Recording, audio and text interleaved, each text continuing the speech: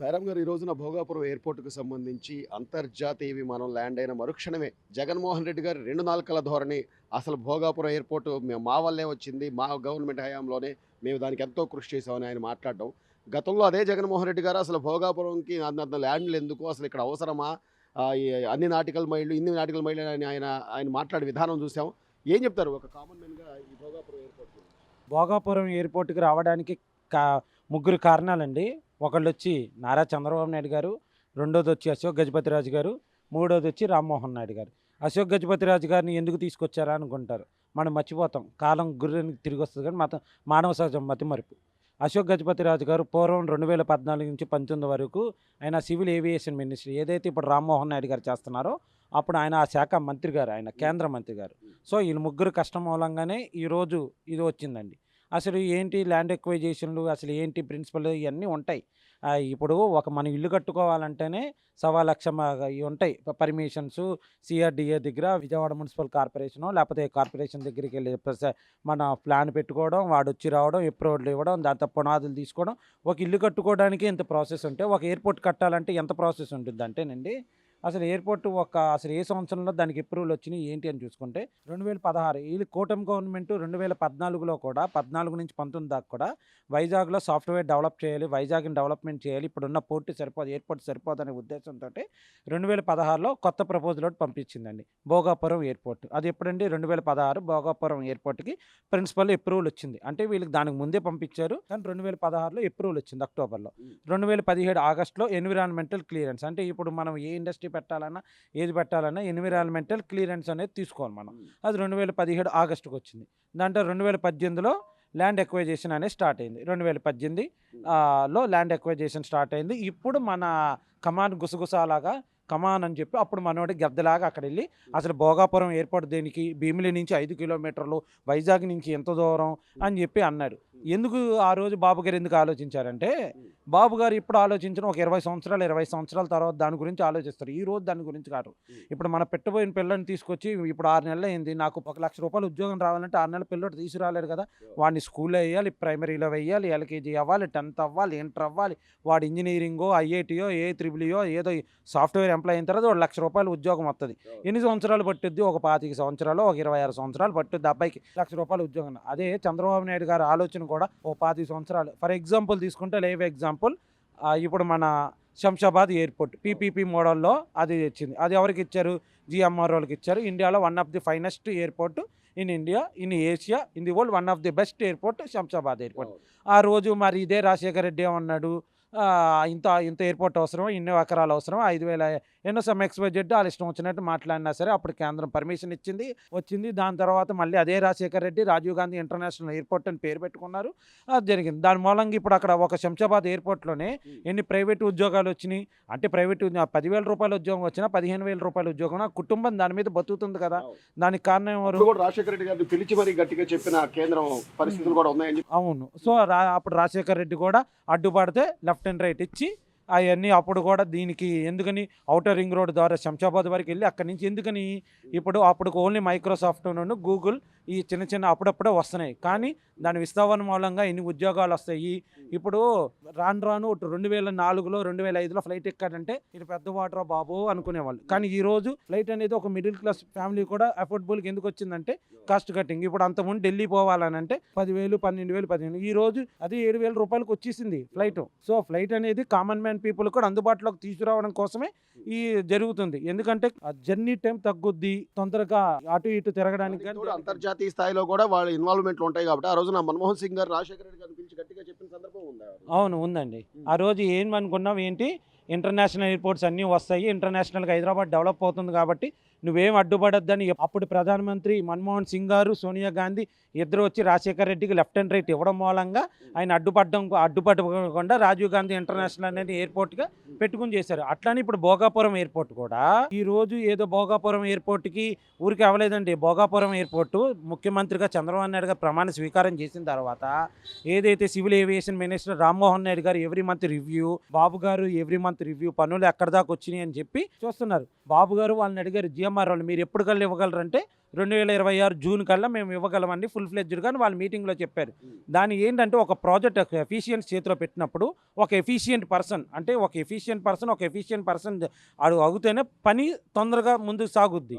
So అందుకనే ఇప్పుడు GMR గారు గ్రంథి మల్లికార్జునరావు గారు అని ఒక తెలుగు ఆయన, ది ప్రైడ్, తెలుగు పీపుల్కి ఒక ప్రైడ్ ఆయన. జిఎంఆర్ అంటే ఒక నమ్మకమైన సంస్థ. ఆయన ఎయిర్పోర్ట్, శంషాబాద్ ఎయిర్పోర్ట్ ఎట్లా కట్టారు చూసారు. ఇప్పుడు భోగాపురం ఎయిర్పోర్ట్ నిన్న కొన్ని విజువల్ చూస్తేనే సూపర్ ఉందని మనం అనుకుంటున్నాం. ఎందుకు ఇచ్చారు? బాబు గారి నమ్మ ఆయన చేతిలో పెట్టారు. దానికి ఈయనేమన్నాడు, జగన్మోహన్ రెడ్డి 2018-19లో జిఎంఆర్ ఆయన చంద్రబాబు నాయుడు గారు బినామీ అని ఇష్టం వచ్చినట్టుగా మాట్లాడాడు. అక్కడ లోకల్ వాళ్ళతో కేసులు వేయించాడు, అన్ని చేసి సీన్ కట్ చేస్తే ఆ కేసులు వేసింది ఎవరంటే అక్కడ లోకల్లో ఉన్న వైసీపీ లీడర్స్.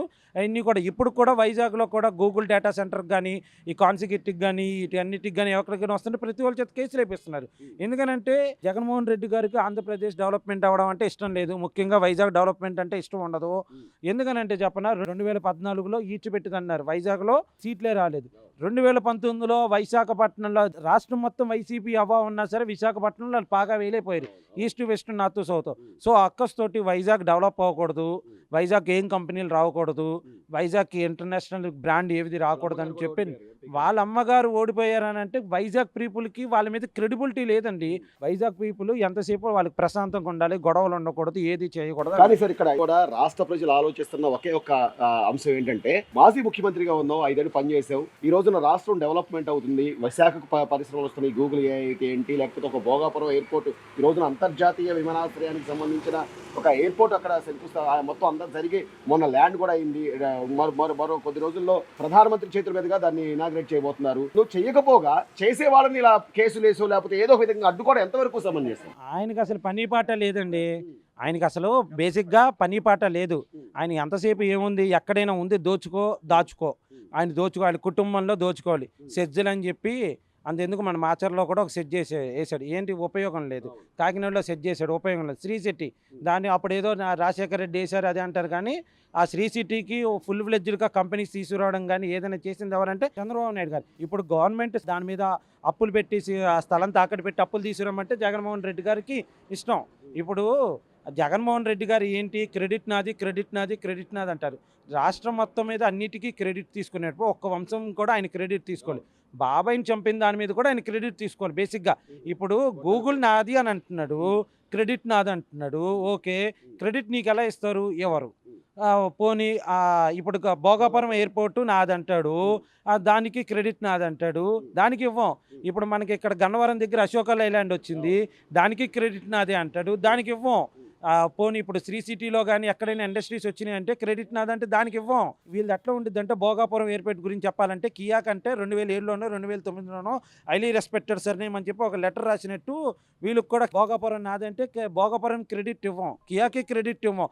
కానీ రాష్ట్రం మొత్తం ప్రజలు ఇచ్చేది ఒకటే దానికి క్రెడిట్ ఇస్తారు. ఏంటంటే చెప్పనే, కిల్డ్ బాబాయ్ అంటే అబ్బాయి కిల్డ్ బాబాయ్, ఆ ఒక్కదానికి క్రెడిట్ తీసుకోమని ముందు. ప్రజల్లో ఇంకొక అనుమానం కూడా ఏముందంటే, ఇప్పుడు ఏదైతే పీపీపీ మోడల్లో మెడికల్ కళాశాలలో కడతామని చంద్రబాబు నాయుడు గారు చెప్తున్నారో, 2 నెలల్లో వాళ్ళని అరెస్ట్ చేస్తారు అది ఇది అని చెప్పి మొన్న వార్నింగ్ ఇచ్చిన ఇదే జగన్మోహన్ రెడ్డి గారు మళ్ళీ రేపొద్దున ఈ పీపీపీ మోడల్ సక్సెస్ అయ్యి 17 మెడికల్ కాలేజీలు అద్భుతంగా రన్ అవుతా ఉంటే ఆ 17 నేనే కట్టాను అని అన్నా కూడా ఆశ్చర్యపోతుంది. అసలు పీపీపీ బాగుందని చెప్పిందే రాజశేఖర రెడ్డి చెప్పిండు. పీపీపీ మోడల్ అప్పుడు శ్రీ సిటీలో ఈ పీపీపీ మోడల్ రావడం మూలంగా మంచిది అండి.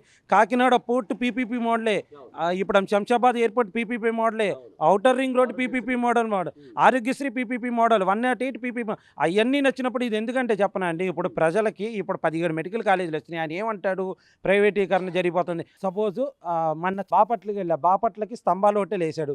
నిజంగా అక్కడ బాపట్లలో మెడికల్ కాలేజ్ వచ్చిందంటే బాపట్ల ప్రభుత్వం మెడికల్ కాలేజ్ అని ఉండిద్ది అంటే చెప్పనా, ఇంకేం ఉండదు. ఆ మెడికల్ కాలేజ్ పీపీపీ మోడల్ ఎట్లా ఉండిద్ది అంటే అండి, అగ్రిమెంట్ రాసుకుంటారు, అరే నువ్వు ఓపీ తీసుకుంటే ఎంతే ఛార్జ్ చేయాలి, ఈఎంఆర్ కానీ ఈఎంఐ ఏ టెస్టులు చేసినా ఇంత దాని ప్రకారం ఉండిద్ది.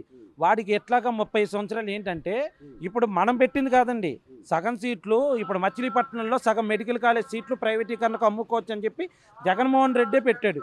ఆ మోడల్లోనే వచ్చే సీట్లలో సగం సీట్లు నీటి ద్వారా వెళ్ళినా మిగతా సగం సీట్లు వీళ్ళు ఎన్ఆర్ఏ కోట కానీ అమ్ముకున్నప్పుడు ఆ డబ్బులతో డెవలప్మెంట్ చేసిస్తారు. ఒక మెడికల్ కాలేజీ పూర్తిగా అవ్వాలంటే 25 నుంచి 30 సంవత్సరాలు గవర్నమెంట్ ఈ రోజు అంత ఉందా? లేదు కదా.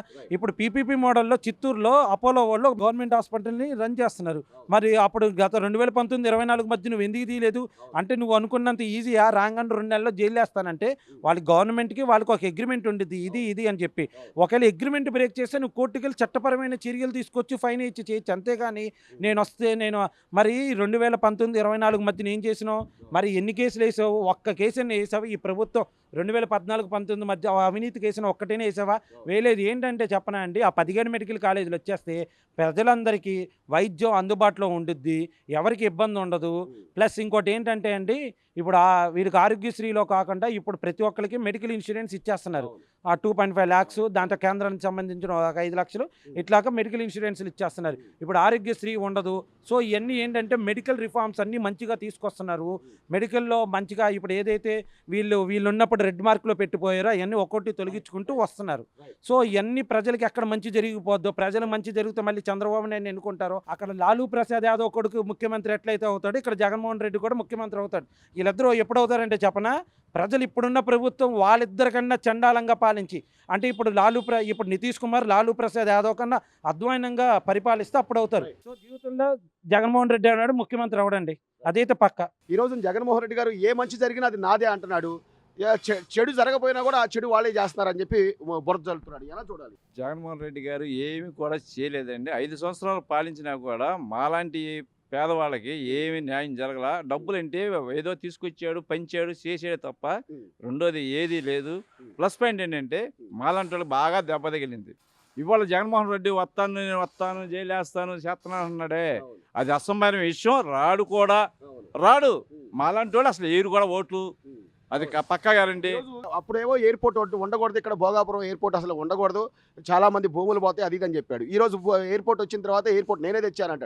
కనీసం అసలు ప్రజలు వాస్తవాలు చూస్తున్నారు అనే కనీసం పక్కాగా జగన్మోహన్ రెడ్డి గారు ఏమి తేలా. చంద్రబాబు నాయుడు గారు ఎప్పుడు కూడా స్టేట్ అనేది డెవలప్ చేయాలి, ప్రతి స్టేట్లో మన స్టేట్ మన బాగుండాలన్న అభిప్రాయంతో జగన్మోహన్ రెడ్డి గారు ఆయన ఏది చేయలేడు. వాళ్ళ కాదు. ఏమండి మన వైజాగ్లో కొండ మీద కట్టాడే రుషికొండ, నా కాళ్ళ కింద ఉండాలి వైజాగ్ అనేది ఒక ప్రకటన వచ్చింది. ఏం చేశాడు? ఏమి చేయలేపాడు. అది ఎందుకు ఇప్పుడు దాన్ని ఏం చేయాలో కూడా అర్థం కాకుండా ఉండారు. మొత్తం మీద గత 5 ఏళ్లలో ఏం జరగల, కనీసం ఈ 2 ఏళ్ల నుంచి మార్పు అనేది బ్రహ్మాండంగా జరిగిందండి. చంద్రబాబు నాయుడు గారు కానీ మన పవన్ కళ్యాణ్ గారు కానీ సూపర్గా బ్రహ్మాండంగా చేశారు. వాళ్ళ అబ్బాయి కానీ బాగా చేశారు. నెంబర్ 1, దాంట్లో డౌట్ లేదు. మళ్ళీ వచ్చే టైంలో కూడా వాళ్ళే ఇక లేదు. Please subscribe to Leo news for more videos.